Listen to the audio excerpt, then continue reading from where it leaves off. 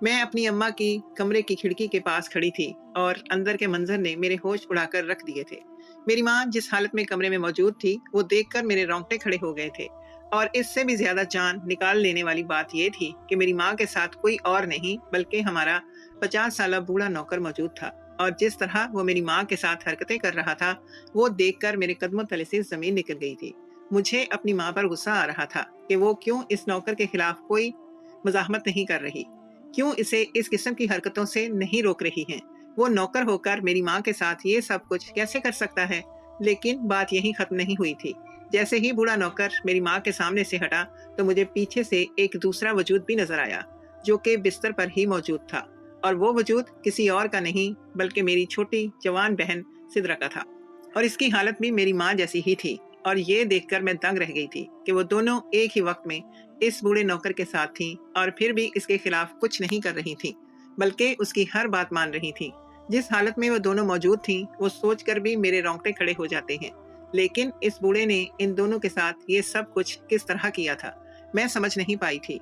और फिर इस बात की समझ मुझे उस वक्त आई थी जब वो बूढ़ा नौकर कमरे से निकलकर मेरे सर पर पहुंच गया और मेरी तरफ देखकर मुस्कुराने लगा। एक पल के लिए मुझे उससे शदीद खौफ महसूस हुआ था। और फिर मेरा हाथ पकड़कर वो मुझे खींचता हुआ मेरे कमरे में ले गया। और इसके बाद उसने वही कुछ मेरे साथ भी किया जो मेरी माँ और बहन के साथ किया था। और मैं ना चाहते हुए भी इस 50 साल बूढ़े नौकर के हाथों एक ही रात में उसने ऐसी कार्रवाई लगाई थी कि मेरी माँ और हम दोनों बहनों को किसी काबिल नहीं छोड़ा था। कुछ देर बाद उसने हम तीनों को एक ही साथ एक बिस्तर पर लिटाकर, मेरा नाम शमाइला है, मेरा ताल्लुक कराची से है। सर्दियों के दिन थे, सुबह के कोई 11 बज रहे थे कि जब ही कमरे में किसी की मौजूदगी के एहसास से मेरी आंख खुली थी। और मैं जैसे ही उठकर बैठी तो मेरी जान निकल गई क्योंकि 50 साल बूढ़ा नौकर मेरे बिस्तर के पास ही मौजूद था और ऐसा लग रहा था जैसे वो मुझे ही देख रहा हो। मैं गड़बड़ा कर उठ बैठी और गुस्से से कहा, कमाल बाबा, आप यहाँ क्या कर रहे हैं।